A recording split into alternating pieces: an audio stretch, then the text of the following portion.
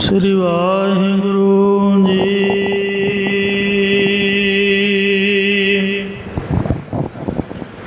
ਸਤਨਾਮ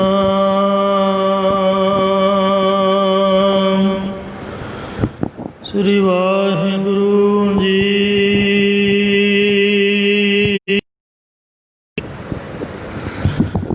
ਇੱਕ ਓੰਕਾਰ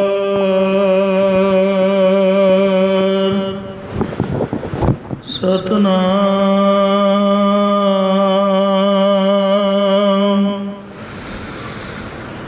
ਕਰਤਾ ਪੁਰਖ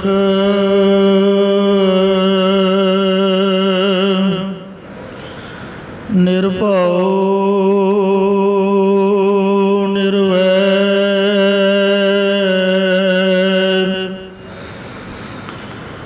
ਅਕਾਲ ਮੂਰਤ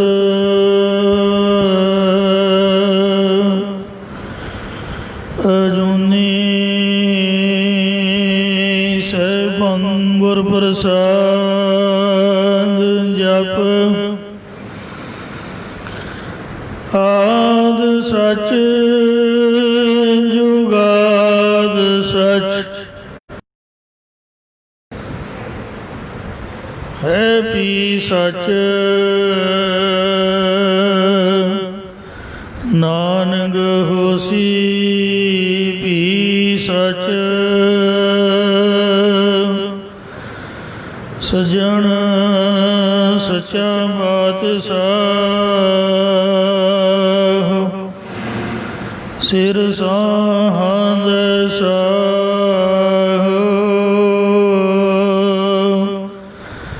ਜਿਸ ਪਾਸ ਬੈਠਿਆ ਸੋਹੀਐ ਸਭਨਾਂ ਦਾ ਵਿਸਾਹ। ਸਤਨਾਮ ਸ੍ਰੀ ਵਾਹਿਗੁਰੂ ਸਾਹਿਬ ਜੀਓ। ਜੈਤ ਸਰੀ ਮਹੱਲਾ ਪੰਜਵਾ। ਕੋਈ ਜਨ ਹਰਿ ਸਿਉ ਦੇਵੈ ਜੋਰਾ। ਚਾਰਨ ਗਹੁ ਵਗੁ ਸੁਭ ਰਸਨਾ। ਦੀਜਹ ਪ੍ਰਾਨ ਅਕੂਰਾ। ਕੋਈ ਜਨ ਹਰਿ ਸਿਉ ਦੇਵੈ ਜੋਰਾ। ਵਾਹਿਗੁਰੂ ਜੀ ਕਾ ਖਾਲਸਾ ਵਾਹਿਗੁਰੂ। ਜੁੜ ਮਿਲ ਬੈਠੀ ਗੁਰੂ ਰੂਪ ਗੁਰੂ ਖਾਲਸਾ ਸਤ ਸੰਗਤ ਜੀਓ। ਆਓ ਬੜੇ ਪਿਆਰ ਯਾਰ ਸਤਿਕਾਰ ਦੇ ਨਾਲ ਅੰਮ੍ਰਿਤ ਬਾਣੀ ਹਰ ਹਰ ਤੇਰੀ ਸੁਣ ਸੁਣ ਹੋਵੇ ਪਰਮਗਤ ਮੇਰੀ। ਜਲਨ ਬੁਝੀ ਸੀਤਲ ਹੋਏ ਮਨੁਆ ਸਤਿਗੁਰ ਕਾ ਦਰਸ਼ਨ ਪਾਏ ਜੀਓ। ਸਤਿਗੁਰਾਂ ਦੀ ਪਿਤਰ ਅੰਮ੍ਰਿਤ ਬਾਣੀ ਦੀ ਕਥਾ ਵਿਚਾਰ। ਜੈਤ ਸਰੀ ਮਹੱਲਾ ਪੰਜਵਾ। ਜੈਤ ਸ੍ਰੀ ਰਾਗ ਦੇ ਵਿੱਚ ਸਤਿਗੁਰੂ ਪੰਜਵੇਂ ਪਾਤਸ਼ਾਹ ਸ਼ਹੀਦਾਂ ਦੇ ਸਰਤਾਜ ਸ਼ਾਂਤੀ ਦੇ ਸੋਮੇ ਗੁਰਬਾਣੀ ਦੀ ਰਚਨਾਹਾਰ ਧੰਨ ਧੰਨ ਸਤਿਗੁਰੂ ਸ੍ਰੀ ਗੁਰੂ ਅਰਜਨ ਦੇਵ ਸਾਹਿਬ ਜੀ ਮਹਾਰਾਜ ਸ਼ੋ ਪਾਵਨ ਉਪਦੇਸ਼ ਦੀ ਬਖਸ਼ਿਸ਼ ਕਰਦੇ ਹਨ। ਇਸ ਪਾਵਨ ਸ਼ਬਦ ਵਿੱਚ ਜਗਿਆਸੂ ਦੀ ਵਾਹਿਗੁਰੂ ਪਰਮੇਸ਼ਰ ਨੂੰ ਪ੍ਰਾਪਤ ਕਰਨ ਦੀ ਤੜਪ ਹੈ। ਜਗਿਆਸੂ ਮੁਖ ਦੁਆਰਾ ਉਚਾਰਨ ਕਰਦੇ ਨੇ। ਕੋਈ ਜਨ ਹਰਿ ਸਿਉ ਦੇਵੈ ਜੋਰਾ। ਕੋਈ ਪਰਮੇਸ਼ਰ ਦੇ ਨਾਲ ਆਪ ਜੁੜਿਆ ਹੋਇਆ ਗੁਰਮੁਖ ਜਨ ਪ੍ਰੇਮੀ ਹੋਵੇ ਜੋ ਮੈਨੂੰ ਜਾਂ ਸਾਡੀ ਬਿਰਤੀ ਹਰੀ ਪਰਮੇਸ਼ਰ ਦੇ ਨਾਲ ਜੋੜ ਦੇਵੇ। ਜੇ ਕੋਈ ਐਸਾ ਜਨ ਮਿਲ ਜਾਵੇ ਤਾਂ ਹੇ ਗੁਰਮੁਖੋ ਭੇਟਾ ਕੀ ਦੇਵੋਗੇ ਤਾਂ ਬੇਨਤੀ ਕਰਦੇ ਹਨ। ਚਾਰਨ ਗਹੁ ਵਗੁ ਸੁਭ ਰਸਨਾ। ਦੀਜਹ ਪ੍ਰਾਨ ਅਕੂਰਾ। ਮੈਂ ਉਸ ਗੁਰਮੁਖ ਜਨ ਪ੍ਰੇਮੀ ਦੇ ਚਰਨ ਨਿਮਰਤਾ ਦੇ ਨਾਲ ਗਹੁ ਪਕੜਾਂਗਾ। ਹਰ ਰਸਨਾ ਨੂੰ ਪ੍ਰੇਮ ਰਸ ਵਿੱਚ ਰਸਾ ਕੇ ਸ੍ਰੇਸ਼ਟ ਬਚਨ ਉਸ ਪਰਮੇਸ਼ਰ ਦੇ ਸੇਵਕ ਗੁਰਮੁਖ ਜਨ ਦੇ ਸਤਿਕਾਰ ਦੇ ਵਿੱਚ ਬੋਲਾਂਗਾ ਅਤੇ ਆਪਣੇ ਪ੍ਰਾਣਾਂ ਦੀ ਉਸ ਨੂੰ ਭੇਟਾ ਦੇਣੀ ਕਰਾਂਗਾ।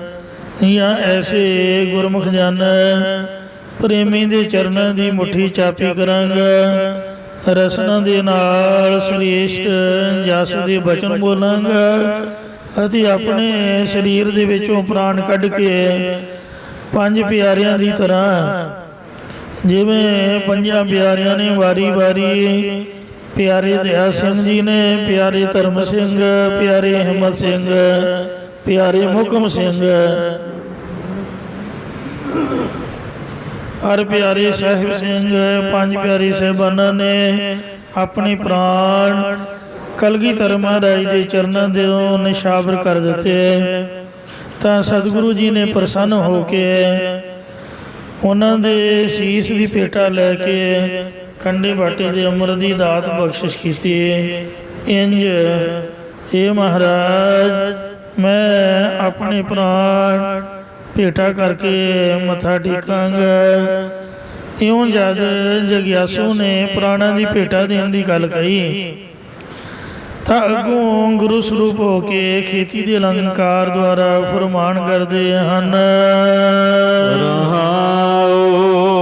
ਵਿਸ਼ਰਾਮ ਦੇ ਕੇ ਫਰਮਾਉਂਦੇ ਨੇ, ਮਨ ਤਨ ਨਿਰਮਲ ਕਰਤ ਕੀਆਂ ਰੂ। ਇਹ ਭਾਈ ਮਨ ਹਿਰਦੇ ਨੂੰ ਨਿਰਮਲ, ਵਿਕਾਰਾਂ ਦੀ ਮਲ ਮੈਲ ਤੋਂ ਨਿਰਰਹਿਤ, ਤਨ ਅਸਤੂਲ ਸਰੀਰ ਨੂੰ ਕੁਸੰਗਤ ਦੀ ਮੈਲ ਤੋਂ ਰਹਿਤ ਕਰਨ ਵਾਲਾ, ਕਿਆਰੋ ਕਿਆਰਾ ਬਣਾਉਣਾ ਕਰ, ਖੇਤ ਦੇ ਵਿੱਚ ਵੱਟ ਪਾ ਕੇ ਜਲ ਠਹਿਰਨ ਲਈ ਬਣਾਇਆ ਹੋਇਆ ਬਲਗਣ, ਉਹਨੂੰ ਕਿਆਰਾ ਕਹਿੰਦੇ ਨੇ। ਹਰ ਸਿੰਚੈ ਸੁਧਾ ਸੰਜੂਰ, ਹਰ ਸਤ ਸੰਤੋਖ ਰੂਪ ਬਲਦ, ਸੰਗ ਭਲੀ ਪ੍ਰਕਾਰ ਜੋੜਨਾ ਕਰ। ਯਾ ਰਸ ਮਹਿ ਮਗਨ ਹੋਤ ਕਿਰਪਾ ਤੇ। ਸੋ ਸਤ ਸੰਗਤ ਰੂਪ ਖੂਹ ਦੇ ਵਿੱਚੋਂ ਪ੍ਰੀਤੀ ਰੂਪ ਹਲਟ ਅਤੇ ਕਰੁਣਾ ਮੁਦਤਾ ਮੈਤਰੀ ਜਾਂ ਸ਼੍ਰਵਣ ਮੰਨਨ ਨਿਧਿਆਸਨ ਦੁਆਰਾ ਪਰਮੇਸ਼ਰ ਦਾ ਨਾਮ ਰੂਪ ਸੁਧਾ ਅੰਮ੍ਰਿਤ ਜਲ ਕੱਢ ਕੇ ਬੁੱਧੀ ਰੂਪ ਧਰਤੀ ਨੂੰ ਸਿੰਜਣਾ ਕਰ। ਜਾਂ ਤਨ ਅਸਤੂਲ ਸਰੀਰ ਨੂੰ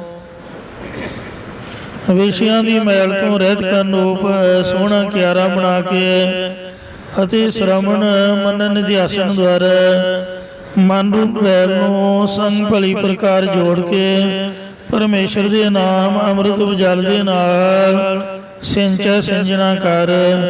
ਫਿਰ ਉਸ ਪਰਮੇਸ਼ਰ ਨਾਲ ਤੇਰਾ ਜੁੜਨਾ ਹੋਵੇਗਾ। ਮਹਾ ਵਿਖਿਆ ਤੇ ਤੋਰਾ, ਇਹ ਰਸ ਮਹਿ ਮਗਨ ਹੋਤ ਕਿਰਪਾ ਤੇ। ਇਸ ਆਤਮਿਕ ਰਸ ਦੇ ਵਿੱਚ ਵਾਹਿਗੁਰੂ ਦੀ ਕਿਰਪਾ ਦ੍ਰਿਸ਼ਟੀ ਕਰਨ ਤੋਂ ਹੀ ਮਸਤ ਹੋਇਆ ਜਾਂਦਾ ਹੈ।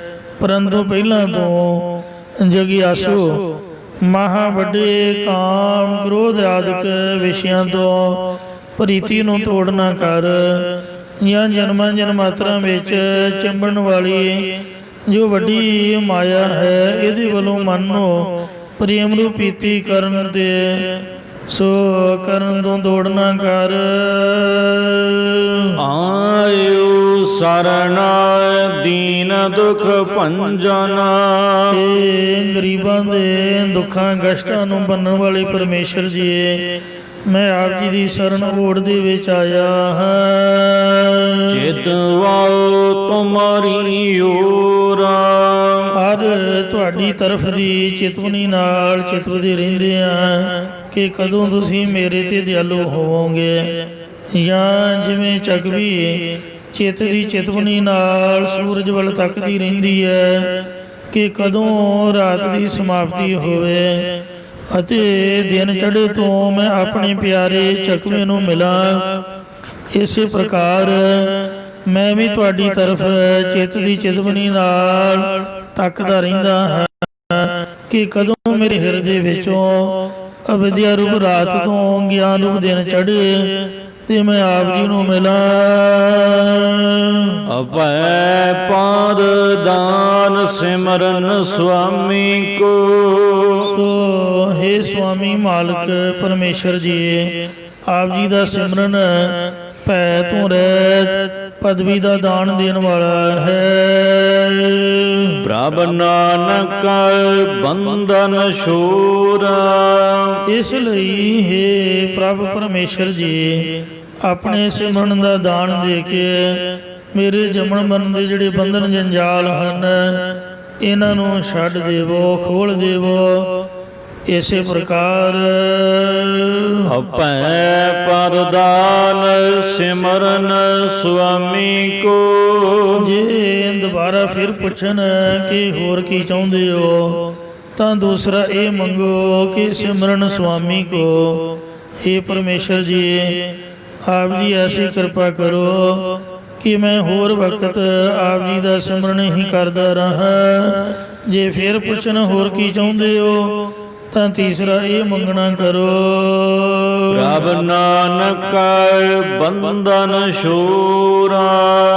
हे ਪਰਮੇਸ਼ਰ ਜੀ, ਮੈਨੂੰ ਕਰਤਾ ਭੋਗਤਾ ਹੰਗਤਾ ਮਮਤਾ ਆਦਿਕ ਸਾਰੇ ਬੰਧਨਾਂ ਤੋਂ ਛੁਡਾ ਦਿਓ ਜੀ।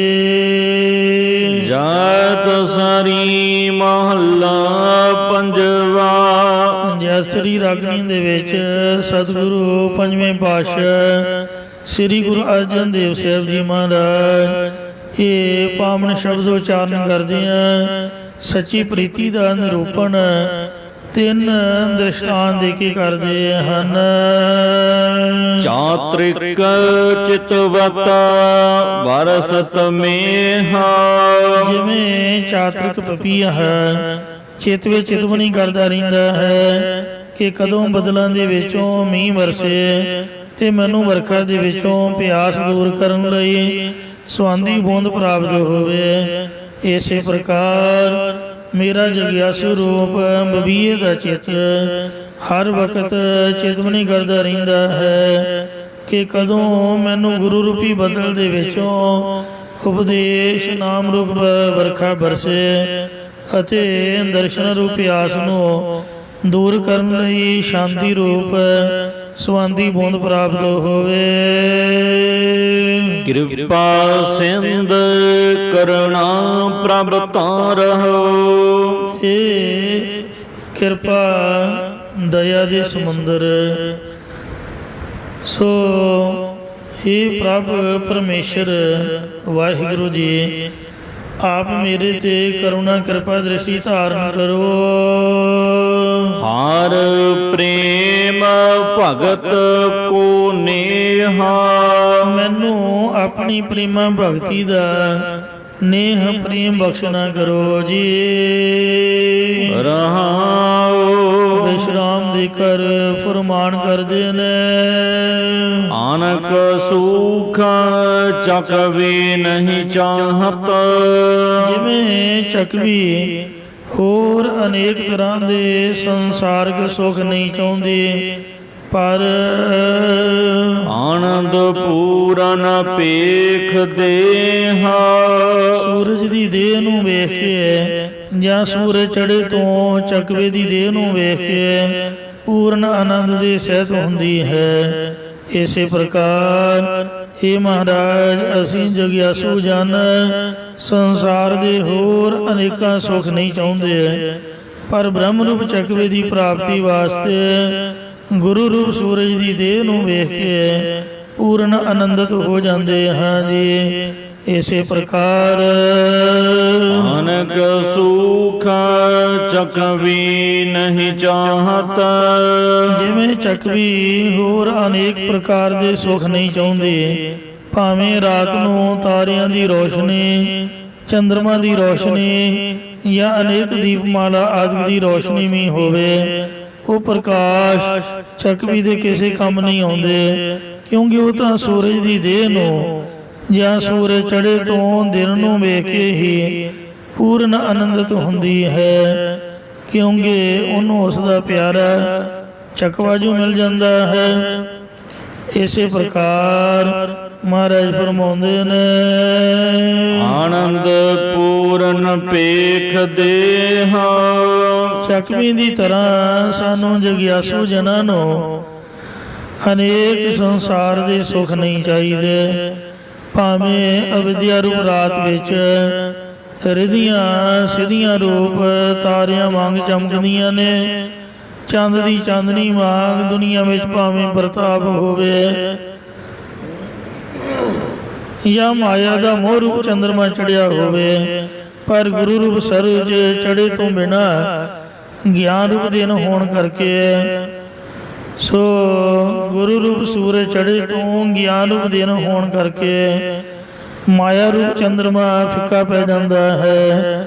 ਰਿਧੀਆਂ ਸਿੱਧੀਆਂ ਰੂਪ ਤਾਰੇ ਵੀ ਛਿਪ ਜਾਂਦੇ ਨੇ, ਅਤੇ ਬ੍ਰਹਮ ਰੂਪ ਚਕਵੇ ਨੂੰ ਮਿਲ ਕੇ ਸਾਨੂੰ ਪੂਰਨ ਆਨੰਦ ਪ੍ਰਾਪਤ ਹੁੰਦਾ ਹੈ।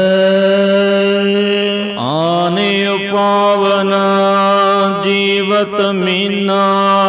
ਜਿਸ ਤਰ੍ਹਾਂ ਹੋਰ ਯਤਨ ਕਰਨ ਨਾਲ ਮੱਛੀ ਜਿਉਂਦੀ ਨਹੀਂ ਰਹਿ ਸਕਦੀ, ਕਿਉਂਕਿ ਪਾਣੀ ਤੋਂ ਬਿਨਾਂ ਤਿਸ ਮੱਛੀ ਦਾ ਬਿਨ ਜਲ ਮਰਨਾ ਤੇਹਾ। ਇਸ ਮੱਛੀ ਦਾ ਪਾਣੀ ਤੋਂ ਬਿਨਾਂ ਮਰਨਾ ਹੁੰਦਾ ਹੈ, ਜਾਂ ਜਲ ਤੋਂ ਬਿਨਾਂ ਪਿਆਸ ਕਰਕੇ ਮੱਛੀ ਦਾ ਮਰਨਾ ਹੁੰਦਾ ਹੈ। ਇਸੇ ਪ੍ਰਕਾਰ ਮੇਰਾ ਜਗਿਆਸੂ ਮੱਛੀ ਦਾ ਮਨ ਪਰਮੇਸ਼ਰ ਦੇ ਪ੍ਰੇਮ ਰੂਪ ਜਲ ਤੋਂ ਬਗੈਰ ਮੇਰੇ ਤਿਸ ਮਨ ਦਾ ਮਰਨਾ ਹੁੰਦਾ ਹੈ, ਜਾਂ ਪ੍ਰੇਮ ਰੂਪ ਜਲ ਤੋਂ ਬਗੈਰ ਦਰਸ਼ਨਾ ਰੂਪ ਪਿਆਸ ਕਰਕੇ ਮੇਰਾ ਜਗਿਆਸੂ ਮੱਛੀ ਦਾ ਮਰਨਾ ਹੁੰਦਾ ਹੈ। ਹਮ ਅਨਾਥ ਨਾਥ ਹਰ ਸਰਣੀ। ਇਹ ਨਾਥ ਸੁਆਮੀ ਪਰਮੇਸ਼ਰ ਜੀ, ਅਸੀਂ ਸਤਸੰਗੋ ਖਾਦਕ ਗੁਣਾ ਰੂਪ ਮਾਤਾ ਪਿਤਾ ਤੋਂ ਹੀਣੇ ਹੋਣੇ ਕਰਕੇ ਅਨਾਥ ਯਤੀਮ ਆਪ ਜੀ ਦੀ ਸਰਣੀ ਓਟ ਦੇ ਵਿੱਚ ਆਏ ਹਾਂ ਜੀ। ਆਪਣੀ ਕਿਰਪਾ ਕਰੇ ਹਾਂ। ਆਪ ਜੀ ਆਪ ਦੀ ਕਿਰਪਾ ਦ੍ਰਿਸ਼ਟੀ ਦਇਆ ਦ੍ਰਿਸ਼ਟੀ ਸਾਡੇ ਤੇ ਕਰੋ ਜੀ। ਚਰਨ ਕਮਲ ਨਾਨਕ ਆਰਾਧਾ। ਸਤਿਗੁਰੂ ਜੀ ਕਥਨ ਕਰਦੇ ਨੇ ਕਿ ਹੇ ਪਰਮੇਸ਼ਰ ਜੀ, ਅਸੀਂ ਆਪ ਜੀ ਦੇ ਚਰਨ ਕਮਲਾਂ ਨੂੰ ਆਰਾਧਦੇ ਹਾਂ। ਤਿਸ ਬਿਨ ਆਨਨ ਕੇਹਾ। ਚਰਨ ਕਮਲਾਂ ਤੋਂ ਬਿਨਾ ਹੋਰ ਕਿਸੇ ਪ੍ਰਕਾਰ ਦੀ ਸਾਡੇ ਮਨ ਦੀ ਇੱਛਾ ਨਹੀਂ ਹੈ, ਕਿਸੇ ਵੀ ਪਦਾਰਥ ਦੀ ਸਾਨੂੰ ਲੋੜ ਨਹੀਂ ਹੈ। ਜੈਤ ਸਰੀ ਮਹੱਲਾ ਪੰਜਵਾ। ਸਤਿਗੁਰੂ ਪੰਜਵੇਂ ਪਾਤਸ਼ਾਹ ਸ਼ਹੀਦਾਂ ਦੇ ਸਰਤਾਜ ਧੰਨ ਸ੍ਰੀ ਗੁਰੂ ਅਰਜਨ ਦੇਵ ਸਾਹਿਬ ਜੀ ਮਹਾਰਾਜ ਜੈਤਰੀ ਰਾਗਣੀ ਵਿੱਚ ਸ਼ੋਭਾਮਨ ਉਪਦੇਸ਼ ਦੀ ਬਖਸ਼ਿਸ਼ ਕਰਦੇ ਹਨ। ਮਾਨ ਤਨ ਬਸ ਰਹੇ ਮੇਰੇ ਪ੍ਰਾਨ। ਇਹ ਅੰਤਰਜਾਮੀ ਜੀ, ਤੁਸੀਂ ਮੇਰੇ ਪ੍ਰਾਣ ਤੇ ਮਨ ਤਨ ਦੇ ਵਿੱਚ ਵਸ ਰਹੇ ਹੋ। ਇਸੇ ਪ੍ਰਕਾਰ ਮਾਨ ਤਨ ਬਸ ਰਹੇ ਮੇਰੇ ਪ੍ਰਾਨ। ਇਹ ਮੇਰੇ ਪ੍ਰਾਣਾਂ ਤੋਂ ਪਿਆਰੇ ਸਤਿਗੁਰੂ ਜੀ, ਤੁਸੀਂ ਸਾਡੇ ਮਨ ਤਨ ਦੇ ਵਿੱਚ ਵਸ ਰਹੇ ਹੋ। ਕਰ ਕਿਰਪਾ ਸਾਧੂ ਸੰਗ ਭੇਟੇ। ਸੋ ਕਿਰਪਾ ਕਰੋ ਮਹਾਰਾਜ।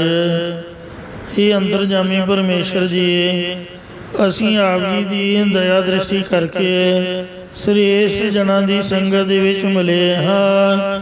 ਇਸੇ ਪ੍ਰਕਾਰ ਕਰ ਕਿਰਪਾ ਸਾਧੂ ਸੰਗ ਭੇਟੇ। ਇਹ ਪਰਮੇਸ਼ਰ ਜੀ, ਜਦ ਆਪ ਜੀ ਨੇ ਦਇਆ ਦ੍ਰਿਸ਼ਟੀ ਕੀਤੀ ਤਦ ਤੋਂ ਅਸੀਂ ਸਾਧੂ ਮਹਾਤਮਾ ਜਨਾਂ ਦੀ ਸੰਗਤ ਦੇ ਵਿੱਚ ਮਿਲੇ। ਪੂਰਨ ਪੁਰਖ ਸੁਜਾਨ।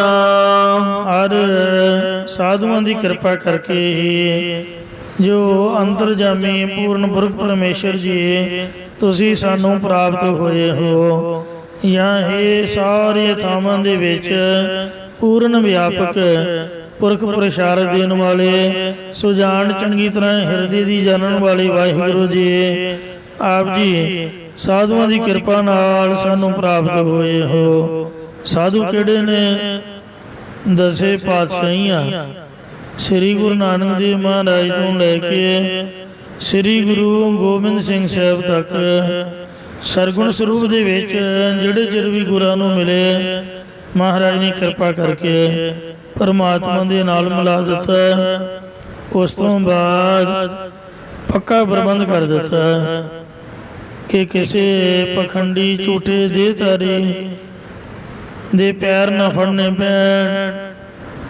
ਜਿੰਨੀ ਰੌਣਕ ਗੁਰਦੁਆਰੇ ਲੱਗੀ ਹੈ, ਇਕੱਲਾ ਬੰਦਾ ਲਾ ਹੀ ਨਹੀਂ ਸਕਦਾ। ਗੁਰੂਆਂ ਦੀ ਬਰਾਬਰੀ ਥੋੜ੍ਹੋ ਕਿਸੇ ਕਰ ਲੈਣੀ ਹੈ।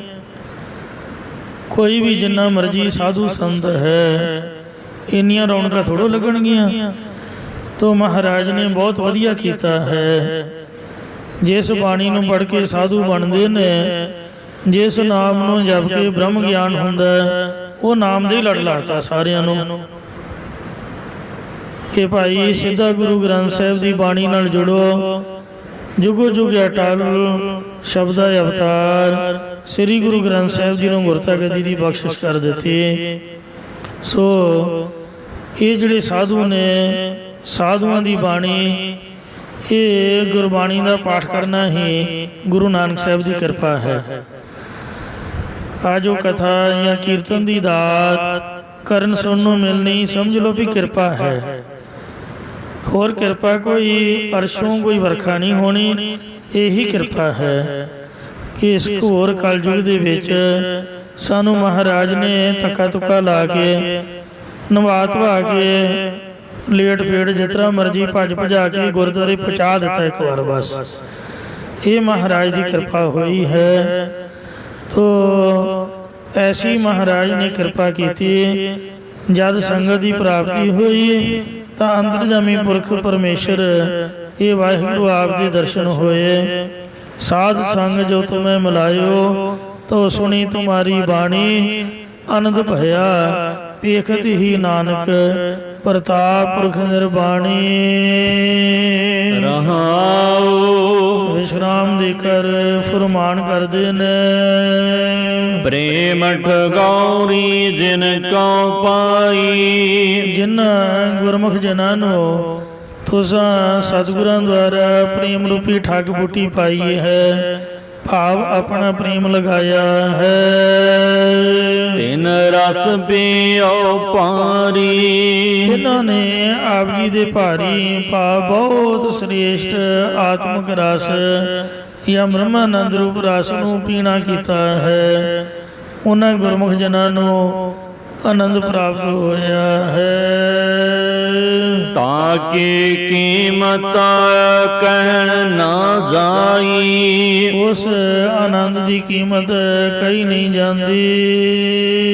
ਕੁਦਰਤ ਕਵਨ ਹਮਾਰੀ, ਫਿਰ ਹਮਾਰੀ ਤਮਾਮ ਜੀਵਾਂ ਦੀ ਸੋ ਕੀ ਸ਼ਕਤੀ ਹੈ ਜੋ ਮੁਖੋਂ ਕਥਨ ਕਰ ਸਕਣ, ਜਾਂ ਉਸ ਆਤਮਾ ਰਸ ਜਾਂ ਬ੍ਰਹਮਾਨੰਦ ਦੀ ਕਿਸੇ ਪਾਸੋਂ ਕੀਮਤ ਕਹੀ ਨਹੀਂ ਜਾਂਦੀ।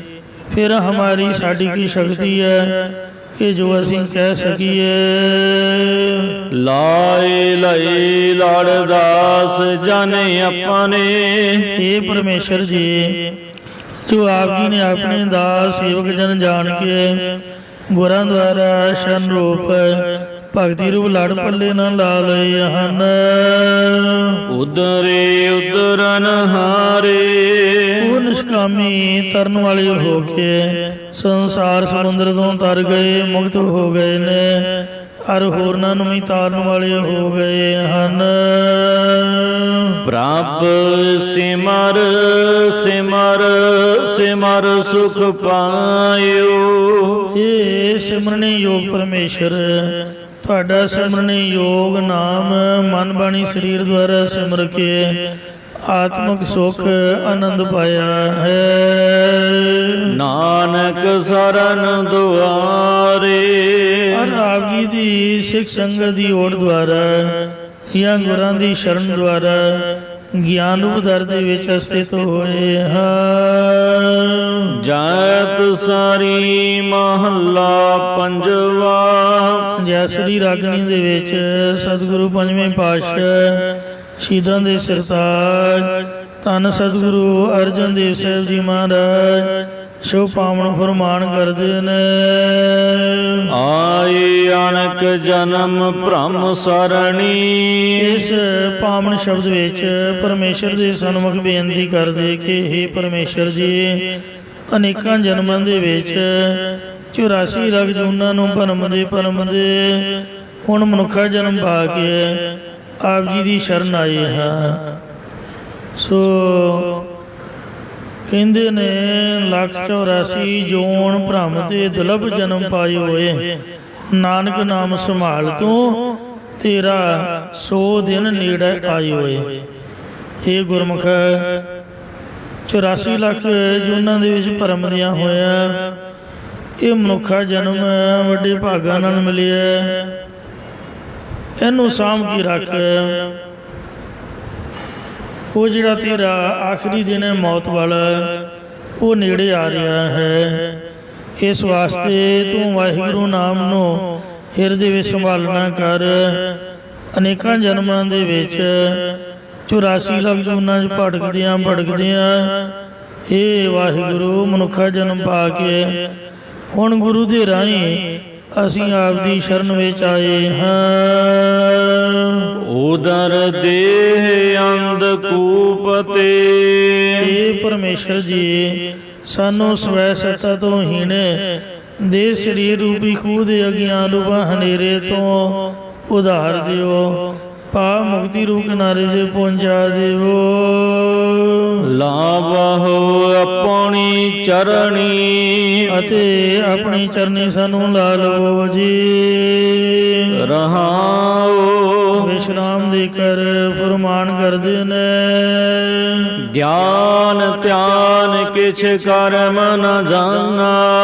ਅਸੀਂ ਨਿਰਗੁਣ ਸਰੂਪ ਦਾ ਗਿਆਨ, ਸਰਗੁਣ ਸਰੂਪ ਦਾ ਧਿਆਨ ਤੇ ਕੁਝ ਨਿਸ਼ਕਾਮ ਕਰਮਾਂ ਨੂੰ ਕਰਨਾ ਵੀ ਨਹੀਂ ਜਾਣਿਆ। ਨਾਹਿ ਨਿਰਮਲ ਕਰਨੀ। ਅਤੇ ਨਾ ਹੀ ਉਜਲ ਕਮਾਈ ਕਰਨਾ ਕੀਤੀ ਹੈ, ਜਾਂ ਮਾਇਆ ਦੀ ਮੈਲ ਤੋਂ ਰਹਿਤ ਕਰਨ ਵਾਲੀ ਨਿਸ਼ਕਾਮਤਾ ਵਾਲੀ ਕਮਾਈ ਵੀ ਨਹੀਂ ਕੀਤੀ ਹੈ। ਇਸੇ ਪ੍ਰਕਾਰ ਗਿਆਨ ਧਿਆਨ ਕਿਛ ਕਰਮ ਨ ਜਾਣਾ। ਅਸੀਂ ਗਿਆਨ ਧਿਆਨ ਦੇ ਪਰਉਪਕਾਰ ਆਦਿਕ ਕਰਮ ਕੁਝ ਵੀ ਨਹੀਂ ਜਾਣੇ। ਨਾਹਿ ਨਿਰਮਲ ਕਰਨੀ। ਅਤੇ ਨਾ ਹੀ ਜਪ ਤਪ ਰੂਪ ਉਜਲ ਕਮਾਈ ਕੀਤੀ ਹੈ। ਸਾਧ ਸੰਗਤ ਕੈ ਅੰਚਲ ਲਵਹੁ। ਇਸ ਲਈ ਕਿਰਪਾ ਕਰਕੇ ਮੈਨੂੰ ਸ੍ਰੇਸ਼ਟ ਜਨਾਂ ਦੀ ਸੰਗਤ ਦੇ ਸ਼ਰਨ ਪੱਲੇ ਵਿੱਚ ਲਾਉਣਾ ਕਰੋ ਜੀ।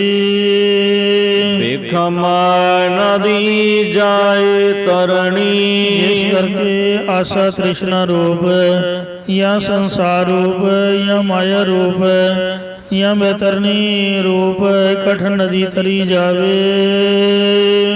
ਸੁਖ ਸੰਪਤ ਮਾਇਆ ਰਸ ਮਿੱਠੇ। ਸੰਸਾਰਕ ਪਦਾਰਥਾਂ ਦੇ ਸੁਖ, ਹਾਥੀ ਘੋੜੇ ਆਦਿਕ ਵਿਭੂਤੀ ਜਿੰਨੇ ਵੀ ਮਾਇਆ ਦੇ ਰਸ ਮਿੱਠੇ ਭਾ ਪਿਆਰੇ ਮੰਨੇ ਹਨ।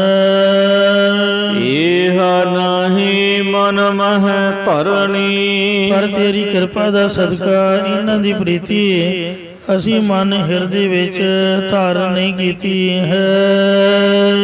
ਹਰ ਦਰਸ਼ਨ ਤ੍ਰਿਪਤ ਨਾਨਕ ਦਾਸ ਪਾਵਤ। ਸਤਿਗੁਰੂ ਮਹਾਰਾਜ ਕਥਨ ਕਰਦੇ ਕਿ ਹੇ ਹਰੀ ਪਰਮੇਸ਼ਰ ਜੀ, ਆਪ ਜੀ ਦੇ ਗੁਰਾਂ ਦੁਆਰਾ ਦਰਸ਼ਨ ਦੀਦਾਰ ਕਰਕੇ ਸੇਵਕ ਦਾ ਮਨ ਤ੍ਰਿਪਤ ਸੰਤੁਸ਼ਟਤਾ ਪਾਉਂਦਾ ਹੈ। ਹਰ ਨਾਮ ਰੰਗਿਆ ਭਰਣੀ। ਇਹ ਪਰਮੇਸ਼ਰ ਜੀ, ਆਪ ਜੀ ਦੇ ਨਾਮ ਨਾਲ ਪ੍ਰੇਮ ਕਰਨ ਰੂਪ ਗਹਿਣੇ ਪਹਿਨੇ ਹੋਏ ਹਨ। ਜਾਂ ਹੇ ਪਰਮੇਸ਼ਰ ਜੀ, ਅਸੀਂ ਆਪ ਜੀ ਦੀ ਸਾਧ ਸੰਗਤ ਜਾਂ ਭਗਤੀ ਰੂਪ ਆਪਰਨੀ ਮੱਟੀ ਦੇ ਵਿੱਚ ਆਪ ਜੀ ਦਾ ਨਾਮ ਅੰਮ੍ਰਿਤ ਰੂਪ ਰੰਗ ਤੇ ਪ੍ਰੇਮ ਰੂਪ ਜਲ ਪਾ ਕੇ ਮਨ ਰੂਪੀ ਵਸਤਰ ਨੂੰ ਰੰਗਣਾ ਕਰਦੇ ਹਾਂ। ਜਾਏ ਤਸਰੀ ਮਹੱਲਾ ਪੰਜਵਾ। ਜੈਤਸਰੀ ਰਾਗਣੀ ਦੇ ਵਿੱਚ ਸਤਿਗੁਰੂ ਪੰਜਵੇਂ ਪਾਤਸ਼ਾਹ ਸ੍ਰੀ ਗੁਰੂ ਅਰਜਨ ਦੇਵ ਸਾਹਿਬ ਮਹਾਰਾਜ ਉਚਾਰਨ ਕਰਦੇ ਹਨ। ਹਰ ਜਨ ਸਿਮਰਹੁ ਹਿਰਦੈ ਰਾਮ। ਹਰੀ ਪਰਮੇਸ਼ਰ ਦੇ ਪਿਆਰਿਓ ਭਗਤ ਜਨੋ, ਆਪਣੇ ਹਿਰਦੇ ਚਿੱਤ ਵਿੱਚ ਰਮੇ ਹੋਏ ਪਰਮੇਸ਼ਰ ਦਾ ਨਾਮ ਸਿਮਰਿਆ ਕਰੋ। ਸਿਮਰੋ ਸਿਮਰ ਸਿਮਰ ਸੁਖ ਪਾਵੋ, ਕਲ ਕਲੇਸ਼ ਤਨ ਮਾਹੇ ਮਟਾਵੋ। ਹਰ ਜਨ ਕਉ ਅਪਦਾ ਨਿਕਟ ਨ ਆਵੈ। ਹਰੀ ਪਰਮੇਸ਼ਰ ਦੇ ਭਗਤ ਜਨਾਂ ਦੇ ਮੌਤ ਦੀ ਜਾਂ ਜੂਨਾਂ ਵਿੱਚ ਪੈਣ ਦੀ ਜਾਂ ਨਰਕਾਂ ਦੀ ਜਾਂ ਕਾਮ ਆਬਦਾਂ ਦੀ ਜਿਹੜੀ ਬਿਪਤਾ ਹੈ ਉਹ ਨੇੜੇ ਤੱਕ ਨਹੀਂ ਆਉਂਦੀ। ਪੂਰਨ ਦਾਸ ਕੇ ਕਾਮ। ਹਰ ਉਹਨਾਂ ਦਾਸ ਸੇਵਕ ਜਨਾਂ ਦੇ ਲੋਕ ਪਰਲੋਕ ਦੇ ਜਾਂ ਪਰਮਾਰਥ ਵਿਵਹਾਰਕ ਆਦਿਕ ਸਾਰੇ ਕੰਮ ਕਾਜ ਪੂਰੇ ਹੋ ਜਾਂਦੇ ਹਨ। ਜਨ ਕੇ ਪੂਰਨ ਹੋਏ ਕਾਮ, ਕਲੀ ਕਾਲ ਮਹਾ ਵਿਖਿਆ ਮੈਂ ਲੱਜਾ ਰਾਖੀ ਰਾਮ। ਰਹਾਉ ਵਿਸ਼ਰਾਮ ਦੇ ਕਰ ਫਰਮਾਨ ਕਰਦੇ ਨੇ। ਕੋਟ ਬਿਗਨ ਬਿਨ ਸਾਇ ਹਰ ਸੇਵਾ। ਹਰੀ ਪਰਮੇਸ਼ਰ ਦੀ ਭਗਤੀ ਰੂਪ ਸੇਵਾ ਟਹਿਲ ਕਰਨੇ ਕਰਕੇ ਕਰੋੜਾਂ ਹੀ ਬਿਗਨ ਨਾਸ਼ ਹੋ ਜਾਂਦੇ ਨੇ। ਬਿਗਨ ਕੋ ਲਾਗਤ ਗੁਰ ਪੈ ਅਰਦਾਸ। ਜਿਹੜਾ ਗੁਰੂ ਜੀ ਦੇ ਚਰਨਾਂ ਵਿੱਚ ਅਰਦਾਸ ਕਰਦਾ ਉਹਦੇ ਕੰਮਾਂ 'ਚ ਪਰਮਾਤਮਾ ਕੋਈ ਵਿਘਨ ਨਹੀਂ ਪੈਣ ਦਿੰਦਾ। ਵਿਘਨ ਬਿਨਾਸਨ ਸਭ ਦੁਖ ਨਾਸਨ, ਸਤਿਗੁਰੂ ਨਾਮ ਦ੍ਰਿੜਾਇਆ। ਕੋਏ ਪਾਪ ਭਏ ਸਭ ਪਾਵਨ, ਜਨ ਨਾਨਕ ਸੁਖ ਕਰ ਆਇਆ। ਸੋ ਕਰੋੜਾਂ ਹੀ ਵਿਘਨ ਨਾਸ਼ ਹੋ ਜਾਂਦੇ ਹਨ। ਨਿਹਚਲ ਗੋਵਿੰਦ ਧਾਮ। ਅਤੇ ਗੋਬਿੰਦ ਪਰਮੇਸ਼ਰ ਦਾ ਅਚਲ ਸਰੂਪ ਰੂਪੀ ਘਰ ਪ੍ਰਾਪਤ ਹੋ ਜਾਂਦਾ ਹੈ। ਜਾਂ ਜਿਸ ਨੂੰ ਕਾਲ ਰੂਪ ਮੀਂਹ ਖਾਰ ਨਹੀਂ ਸਕਦਾ, ਜਾਂ ਕਾਲ ਆਪਣੇ ਭੁਚਾਲ ਰੂਪੀ ਥਲ ਦੇ ਨਾਲ ਹਿਲਾ ਨਹੀਂ ਸਕਦਾ, ਐਸੇ ਜੋ ਗੋਬਿੰਦ ਪਰਮੇਸ਼ਰ ਦਾ ਨੇਚਰ ਸਦਾ ਕਾਇਮ ਰਹਿਣ ਵਾਲਾ ਬੈਕੁੰਠ ਰੂਪੀ ਸਰੂਪ ਰੂਪੀ ਘਰ ਪ੍ਰਾਪਤ ਹੋ ਜਾਂਦਾ। ਭਾਵ ਸਰਗੁਣ ਦਾ ਘਰ ਬੈਕੁੰਠ ਤੇ ਨਿਰਗੁਣ ਦਾ ਘਰ ਸਰੂਪ ਹੈ। ਭਗਵੰਤ ਭਗਤ ਕਉ ਪਉ ਕਿਛ ਨਾਹੀ। ਭਗਵੰਤ ਜੋ ਖਟ ਪਗਾ ਸਮਾਨ ਭਗਵਾਨ ਪਰਮੇਸ਼ਰ ਹੈ, ਉਹਦੇ ਭਗਤ ਜਨਾਂ ਨੂੰ ਥੋੜੇ ਮਾਤਰ ਵੀ ਕਿਸੇ ਦਾ ਕੋਈ ਡਰ ਡੁਕਰ ਨਹੀਂ ਹੈ। ਆਦਰ ਦੇਵਤ ਜਾਮ। ਅਤੇ ਜਿਹੜੇ ਯਮਦੂਤ ਹਨ ਉਹ ਵੀ ਭਗਤ ਜਨਾਂ ਨੂੰ ਆਦਰ ਸਤਿਕਾਰ ਦਿੰਦੇ ਨੇ। ਯਮਦੂਤ ਤਾਂ ਆ ਹੀ ਨਹੀਂ ਸਕਦੇ ਤੇ ਨਾ ਉਹਨਾਂ ਨੂੰ ਲੇਖਾ ਜੋਖਾਂ ਦੇਣ ਲਈ ਜਮਾਂ ਦੀ ਪੂਰੀ ਜਾਣਾ ਪੈਂਦਾ। ਪਰ ਜੇ ਮਹਾਰਾਜਾ ਜਨਕ ਵਾਂਗ ਉਥੋਂ ਦੇ ਨਰਕੀ ਜੀਵਾਂ ਦੀ ਫਰਿਆਦ ਸੁਣਨ ਲਈ ਚਲੇ ਵੀ ਜਾਣ ਤਾਂ ਧਰਮ ਰਾਜਾ ਸਿੰਘਾਸਨ ਛੱਡ ਕੇ ਪਰਾਂ ਹੋ ਜਾਂਦਾ ਕਿ ਮਹਾਰਾਜ ਆਪ ਦੇ ਚਰਨ ਪਏ। ਤੇ ਇਹ ਜਿਹੜੀ ਸਾਡੀ ਜੰਮਪੁਰੀ ਹੈ, ਇੱਥੇ ਹਮੇਸ਼ਾ ਪਾਪੀ ਬੰਦੇ ਆਉਂਦੇ ਨੇ। ਆਪ ਜੀ ਬ੍ਰਹਮ ਗਿਆਨੀ ਸੰਤਾਂ ਨਾਮ ਜਪਣ ਵਾਲਿਆਂ ਦੇ ਚਰਨ ਪੈਣ ਤੋਂ ਇਹ ਸਾਡੀ ਜੰਮਪੁਰੀ ਪਵਿੱਤਰ ਹੋ ਗਈ ਹੈ। ਸਿੰਘਾਸਨ ਛੱਡ ਕੇ ਪਰੇ ਹੋ ਜਾਂਦਾ। ਜਮਕਾਲ ਮਿਲਾ ਦੇ ਭੇਟ ਸੰਤਾਂ ਨੂੰ ਉੱਚੀ ਜਗ੍ਹਾ ਬਿਠਾ ਕੇ ਤੇ ਭੇਟਾ ਰੱਖ ਕੇ ਚਰਨਾਂ ਤੇ ਮੱਥਾ ਟੇਕਦਾ ਹੈ। ਇਉਂ ਯਮਦੂਤ ਧਰਮ ਰਾਜਾ ਉਹ ਵੀ ਅਦਰ ਸਤਿਕਾਰ ਦਿੰਦਾ ਹੈ। ਜਿਹਦੀ ਸਿਫਾਰਿਸ਼ ਪਾ ਦੇਣ ਉਹਨੂੰ ਵੀ ਤਾਰ ਦਿੰਦਾ ਹੈ। ਜਿਵੇਂ ਇੱਕ ਭਗਤ ਜੱਲਣ ਜੱਟ ਜੀ ਹੋਏ ਹਨ, ਜੋ ਜੱਟ ਜ਼ਿਮੀਂਦਾਰ ਹੋਣ ਦੇ ਬਾਵਜੂਦ ਵੀ ਤੇ ਸੰਤ ਬ੍ਰਹਮ ਗਿਆਨੀ ਹੋਣ ਦੇ ਬਾਵਜੂਦ ਵੀ ਹੱਥੀਂ ਕਿਰਤ ਕਰਿਆ ਕਰਦੇ। ਆਮ ਅਸੀਂ ਲੋਕ ਵਿਹਲੇ ਰਹਿਣਾ ਪਸੰਦ ਕਰਦੇ ਹਾਂ, ਪਰ ਭਗਤ ਜੀ ਕਿਰਤ ਕਰਕੇ ਛਕਦੇ। ਕਿਸੇ ਸ਼ਾਹੂਕਾਰ ਦੀ ਨੌਕਰੀ ਕਰਿਆ ਕਰਦੇ, ਮਜ਼ਦੂਰੀ ਦਾ ਕੰਮ ਕਰਕੇ ਤੇ ਸ਼ਾਮ ਨੂੰ ਦਿਹਾੜੀ ਲਿਆਉਂਦੇ। ਉਹ ਸ਼ਾਹੂਕਾਰ ਦਾ ਸੁਭਾਅ ਬੜਾ ਗੁੱਸੇਖੋਰ ਸੀਗਾ। ਜਦ ਵੀ ਮਜ਼ਦੂਰਾਂ ਨੂੰ ਉਹਨੇ ਦਿਹਾੜੀ ਦੇਣੀ ਤਾਂ ਪੈਸੇ ਲੈਣ ਲੱਗੀਆਂ ਸਭਨਾਂ ਨੂੰ ਕਾਹਲ ਹੋਣੀ ਕਿ ਮੈਨੂੰ ਪਹਿਲਾਂ ਮਿਲ ਜਾਣ ਤੇ ਮੈਂ ਛੇਤੀ ਛੇਤੀ ਆਪਣੇ ਘਰ ਨੂੰ ਜਾਵਾਂ। ਉਹਨੇ ਇੱਕ ਦੂਜੇ ਨੂੰ ਧੱਕੇ ਮਾਰ ਕੇ ਅੱਗੇ ਹੋਣ ਦੀ ਕੋਸ਼ਿਸ਼ ਕਰਨੀ। ਸ਼ਾਹੂਕਾਰ ਨੇ ਬੜਾ ਉਹਨਾਂ ਨੂੰ ਗਾਲੀ ਗਲੋਚ ਕਰਨਾ ਕਿ ਤੁਸੀਂ ਮਰ ਜਾਓ, ਤੁਹਾਡਾ ਬੇੜਾ ਬਹਿ ਜੇ, ਪਰੇ ਹੋਵੋ, ਮੇਰੇ ਉੱਤੇ ਚੜੀ ਜਾਂਦੇ ਹੋ, ਮਿਲ ਜੂਗੇ ਪੈਸੇ। ਜਦੋਂ ਸਾਰਿਆਂ ਨੂੰ ਮਿਲ ਜਾਣੇ ਤਾਂ ਭਗਤ ਜੱਲਣ ਜੱਟ ਜੀ ਨੇ ਇੱਕ ਪਾਸੇ ਹੋ ਕੇ ਮਾਲਾ ਫੇਰਦੇ ਵਾਹਿਗੁਰੂ ਵਾਹਿਗੁਰੂ ਕਰਦੇ ਹੋਣਾ। ਉਹਨੇ ਆਵਾਜ਼ ਮਾਰਨੀ ਬੜੇ ਸਤਿਕਾਰ ਨਾਲ ਕਿ ਆਓ ਭਗਤ ਜੱਲਣ ਜੀ, ਤੁਸੀਂ ਵੀ ਆਪਣੀ ਦਿਹਾੜੀ ਆਪਣੀ ਮਾਇਆ ਲੈ ਲਵੋ। ਕਿਉਂ ਬੜੇ ਸਤਿਕਾਰ ਨਾਲ ਬੁਲਾਉਣਾ। ਜਿਸ ਵਕਤ ਸਾਧ ਸੰਗਤ ਜੀਓ ਭਗਤ ਜੱਲਣ ਜੀ ਦੀ ਧਰਮ ਸੁਪਤਨੀ ਬੀਬੀ ਰਾਮਕੀ ਜੀ ਨੇ ਚੜ੍ਹਾਈ ਕਰਨਾ ਸੀ ਤਾਂ ਉਸੇ ਵਕਤ ਹੀ ਸ਼ਾਹੂਕਾਰ ਦੀ ਮੌਤ ਹੋਣੀ ਸੀ। ਭਗਤ ਜੀ ਨੇ ਬੀਬੀ ਰਾਮਕੀ ਨੂੰ ਸੁਨੇਹਾ ਦਿੱਤਾ ਕਿ ਤੇਰਾ ਰਸਤਾ ਤਾਂ ਵੈਸੇ ਸੱਚਖੰਡ ਦਰਬਾਰ ਦਾ ਵੱਖਰਾ ਹੀ ਹੈ, ਨਰਕਾਂ ਵਾਲਾ ਰਸਤਾ ਨਹੀਂ ਹੈ। ਫਿਰ ਵੀ ਤੂੰ ਸਾਡਾ ਇੱਕ ਕੰਮ ਕਰਦੀ ਜਾਈ, ਜਿੱਧਰਲੇ ਪਾਸੇ ਧਰਮਰਾਜੇ ਦੀ ਕਚਹਿਰੀ ਹੈ ਉਧਰ ਦੀ ਹੁੰਦੀ ਜਾਈ ਤੇ ਧਰਮਰਾਜੇ ਨੂੰ ਸਾਡਾ ਸੁਨੇਹਾ ਦਿੰਦੀ ਜਾਈ ਕਿ ਆਹ ਜਿਹੜੀ ਸ਼ਾਹੂਕਾਰ ਦੀ ਆਤਮਾ ਤੁਹਾਡੇ ਕੋਲ ਆਈ ਹੈ, ਇਹ ਭਗਤ ਜੱਲਣ ਜੀ ਨੂੰ ਜਿਉਂਦੇ ਜੀ ਕਰਕੇ ਬੁਲਾਉਂਦਾ ਰਿਹਾ, ਸਤਿਕਾਰ ਨਾਲ ਬੁਲਾਉਂਦਾ ਰਿਹਾ ਹੈ। ਇਸ ਲਈ ਇਹਦਾ ਲੇਖਾ ਜੋਖਾ ਥੋੜਾ ਜਿਹਾ ਧਿਆਨ ਨਾਲ ਕਰਿਓ।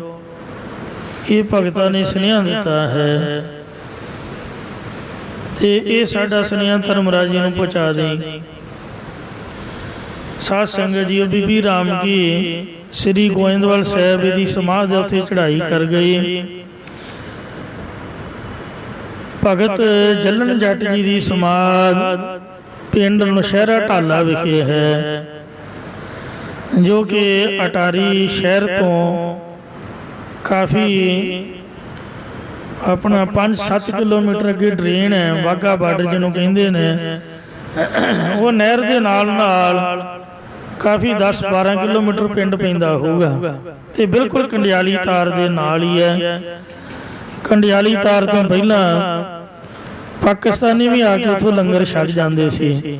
ਆ ਜਿਹੜੇ ਮੱਝਾਂ ਚਾਰਨ ਵਾਲੇ ਹੁੰਦੇ ਨੇ, ਇਹਨਾਂ ਨੂੰ ਕੋਈ ਵੀ ਰੋਕਦਾ ਨਹੀਂ ਸੀਗਾ। ਉੱਥੇ ਮੱਸਿਆ ਦਾ ਮੇਲਾ ਲੱਗਦਾ, ਸਾਲ ਬਾਅਦ ਬੜਾ ਭਾਰੀ ਜੋੜ ਮੇਲਾ ਹੁੰਦਾ ਤੇ ਪਿੰਡ ਵਾਲੇ ਉਹਨਾਂ ਨੇ ਮੈਨੂੰ ਦੱਸਿਆ ਕਿ ਕੰਡਿਆਲੀ ਤਾਰ ਤੋਂ ਪਹਿਲਾਂ ਜਿਹੜੇ ਆਮ ਮੱਝਾਂ ਚਾਰਨ ਵਾਲੇ ਜਾਂ ਹੋਰ ਗਰੀਬ ਗੁਰਬੇ ਇੱਧਰ ਮੱਥਾ ਟੇਕਣ ਆਉਂਦੇ ਤੇ ਲੰਗਰ ਪਾਣੀ ਛਕ ਕੇ ਜਾਂਦੇ ਸੀਗੇ।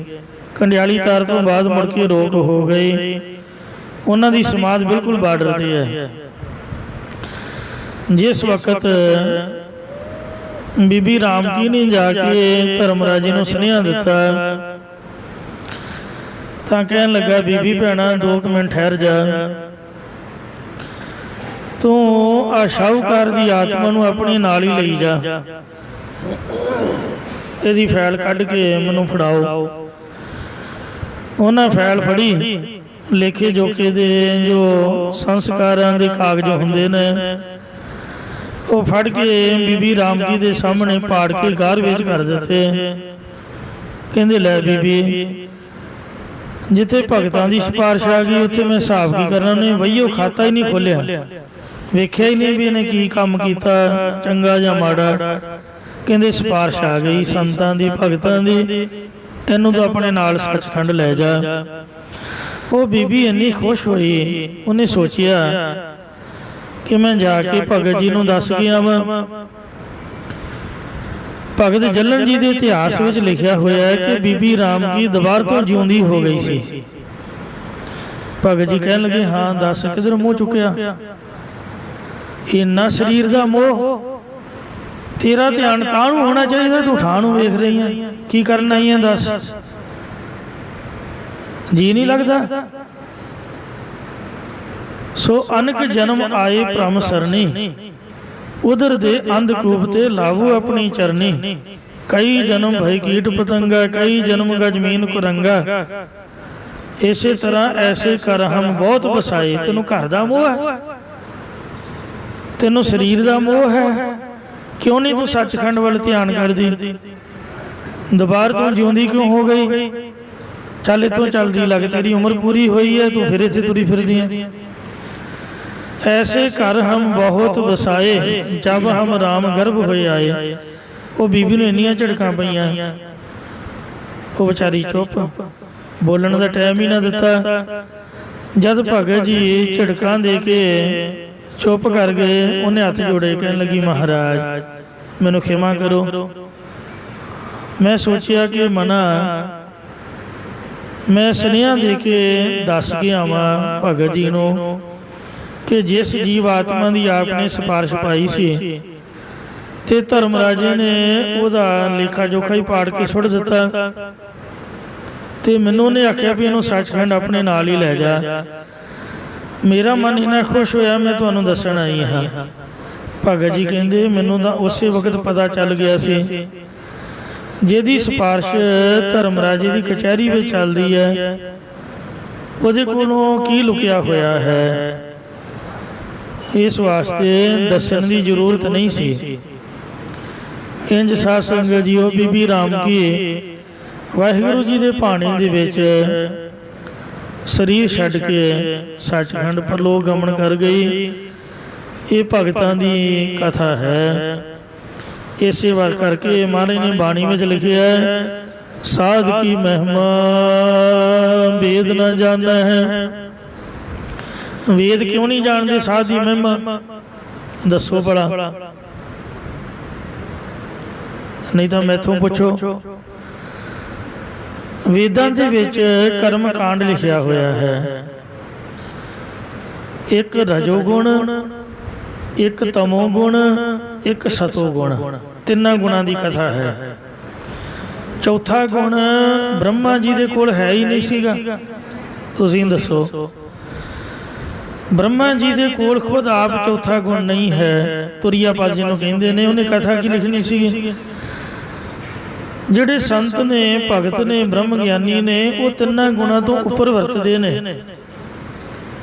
ਅਰਜਨ ਨੂੰ ਗੀਤਾ ਦੇ ਵਿੱਚ ਉਪਦੇਸ਼ ਦਿੰਦੇ ਆ, ਭਗਵਾਨ ਕ੍ਰਿਸ਼ਨ ਜੀ ਨੇ ਲਿਖਿਆ, ਕਹਿੰਦੇ ਤ੍ਰਿਗੁਣ ਵਿਸ਼ਿਆ ਵੇਦ ਚਤੁਰਥ ਗੁਣੋ ਭਵਾਰਜਨ। ਵੇਦ ਤਿੰਨ ਗੁਣਾਂ ਨੂੰ ਵਿਸ਼ੇ ਕਰਦੇ ਨੇ।